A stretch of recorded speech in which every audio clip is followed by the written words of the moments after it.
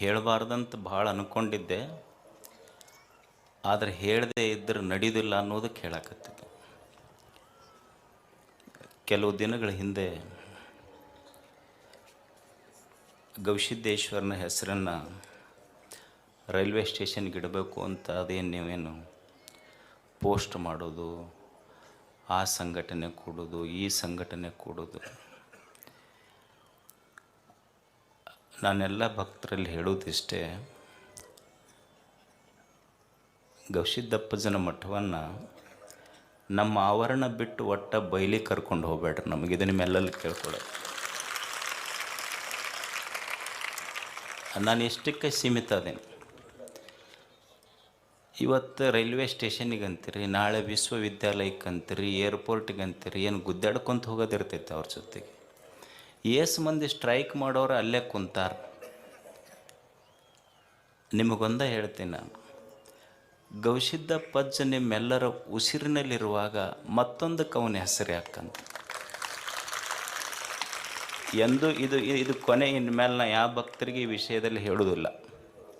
ಎಂದೂ ಗವಿಸಿದ್ದಪ್ಪಜ್ಜನ ನಿಮ್ಮ ಭಕ್ತಿ ನನಗೆ ಗೊತ್ತೈತಿ, ಅದಕ್ಕೆ ಹೆಸರಿಡಬೇಕು, ಇದಕ್ಕೆ ಹೆಸರಿಡಬೇಕು, ಆ ಪೋಸ್ಟ್ ಮಾಡಬೇಕು, ಈ ಪೋಸ್ಟ್ ಮಾಡಬೇಕು. ನೀವು ಪೋಸ್ಟ್ ಮಾಡೋದಿಲ್ಲ, ನಮ್ಮನ್ನು ಪೋಸ್ಟ್ ಮಾರ್ಟಮ್ ಮಾಡ್ತಿರೋದ್ರಾಗಷ್ಟೆ. ಸೊ ಅದನ್ನು ಮಾಡಬೇಡ್ರಿ. ಎರಡನೇದ್ದು, ನನ್ನ ಮೇಲೆ ನಿಮಗೆ ಭಾಳ ಅಭಿಮಾನ ಇರ್ಬೋದು, ಪ್ರೀತಿ ಇರ್ಬೋದು. ಗವಿಮಠವನ್ನು ಇನ್ನೊಂದು ಮಠದ ಜೊತೆ ಹೋಲಿಸೋದು, ಗವಿಮಠದ ಸ್ವಾಮಿಗಳನ್ನು ಇನ್ನೊಂದು ಮಠದ ಸ್ವಾಮಿಗಳ ಜೊತೆ ಹೋಲಿಸೋದು, ಕಂಪ್ಯಾರಿಸನ್ ಮಾಡೋದು, ಅದಕ್ಕೊಂದು ಪೋಸ್ಟ್ ಹಾಕೋದು, ದಯವಿಟ್ಟು ಇದನ್ನೆಲ್ಲ ಮಾಡಬೇಡಿ.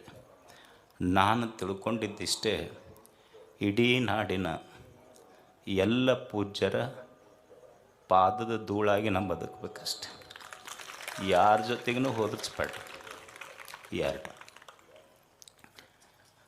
ಮೂರನೇದ್ದೇನಂತ, ನೀವು ಸುಮ್ಮನೆ ಕುಂದ್ರೆ ಮಂದೆಲ್ಲ ಅಜ್ಜವ್ರಿಗೆ ಆ ಪ್ರಶಸ್ತಿಗೆ ಹೆಸರು ಕೊಡ್ರಿ, ಈ ಪ್ರಶಸ್ತಿ ಕೊಡ್ರಿ ಅಂತ ಪೋಸ್ಟ್ ಮಾಡೋಕ್ಕೆ ಶುರು ಮಾಡ್ತೀರಿ.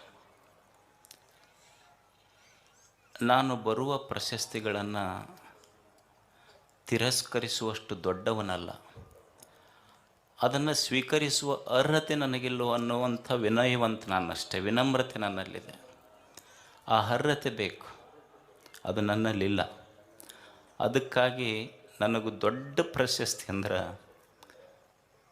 ನೀವೆಲ್ಲ ಪ್ರೀತಿಯಿಂದ ನಮ್ಮ ಅಜ್ಜರಂತ ನಿಮ್ಮ ಎದೆಗೆ ಜಾಗ ಕೊಟ್ಟಿರಲ್ಲ, ಅದು ಬರ್ತ. ದಯವಿಟ್ಟು ಇನ್ನು ಮುಂದೆ ಈ ಮೂರು ಯಾರೂ ಮಾಡಬೇಡ್ರಿ. ನನಗೆ ಆ ಜಾತಿ, ಈ ಧರ್ಮ, ಆ ಧರ್ಮಗಳ ಗಲಾಟೆಗೂ ಕರ್ಕೊಂಡು ಹೋಗಬೇಡ್ರಿ. ನನ್ನ ಧರ್ಮ ಮತ್ತು ನನ್ನ ಧರ್ಮದ ಪರಿಭಾಷೆ ಏನು ಅಂದ್ರೆ, ಲವ್, ಪ್ರೀತಿಸು, ಎಲ್ಲರನ್ನು ಸೇವಾ ಮಾಡು. ಇದನ್ನು ಬಿಟ್ಟರೆ ಇದಕ್ಕೆ ಮಿಕ್ಕಿದ ಧರ್ಮದ ಪರಿಭಾಷೆಗಳನ್ನು ತಿಳಿದುಕೊಳ್ಳುವಷ್ಟು ಪಂಡಿತನೂ ನಾನಲ್ಲ. ನನಗೆ ಗೊತ್ತಿರುವುದಿಷ್ಟೇ, ನಾನು ಇದನ್ನು ಮಾಡ್ತೇನೆ. ಇದನ್ನು ಬಿಟ್ಟು ದಯವಿಟ್ಟು ನನಗೆ ಯಾವ ಹೊರಗೂ ಕರ್ಕೊಂಡು ಹೋಗಬೇಡ್ರಿ. ನನಗೆ ಅಜ್ಜಾರು ಹೇಳ್ಯಾರ, ನಾನು ಎಲ್ಲಿ ನನ್ನ ಶಿಕ್ಷಣ ಸಂಸ್ಥೆಗಳಲ್ಲಿರಲಿ, ಮಠದಲ್ಲಿರಲಿ, ಪತ್ರಿಕೆಯಲ್ಲಿರಲಿ, ನನ್ನ ಫೋಟೋ ಎಲ್ಲಿ ಹಾಕಿಲ್ಲ. ನಾನು ಮಠದಾಗಿರೋದು ಅಜ್ಜರ ಫೋಟೋ ಒಂದೇ ಗದ್ದಿಗೆ.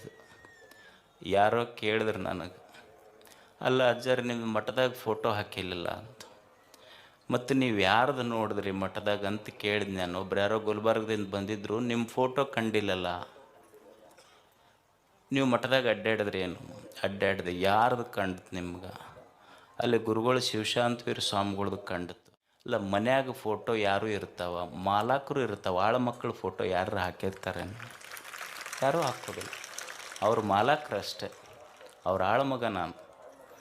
ದೇಹ, ಈ ದೇಹದೊಳಗೆ ಜೀವಿರುವಷ್ಟು ದಿವಸ ಅವನ ಸೇವೆ ಮಾಡೋದು, ಮತ್ತು ಸಾಧ್ಯ ಇದ್ದಷ್ಟು ನಿಮ್ಮ ಸೇವೆ ಮಾಡೋದು. ಇಷ್ಟು ಬಿಟ್ಟರೆ ಬೇರೆ ಗೊತ್ತಿಲ್ಲ ನನಗೆ. ಮತ್ತು ನನಗೆ ಎಳ್ಕೊಂಡು ಹೋಗ್ಬಿಟ್ರೆ ಒತ್ತಾಯ ಮಾಡಿ. ಅದಕ್ಕೆ ನನ್ನ ನನ್ನ ನನ್ನ ಭಾವನೆಗಳನ್ನು ನೀವು ಅರ್ಥ ಮಾಡಿಕೊಡ್ರಿ ಅಷ್ಟೇ. ಯಾಕಂದರೆ ಸಮಾಜ ಭಾಳ ಸೂಕ್ಷ್ಮವಾಗಿ ಹೋಗ್ತಾ ಇದೆ. ನನಗೆ ಹೊರಗಿನ ವಿಷಯಗಳಲ್ಲಿ ಆಸಕ್ತಿ ಇಲ್ಲ.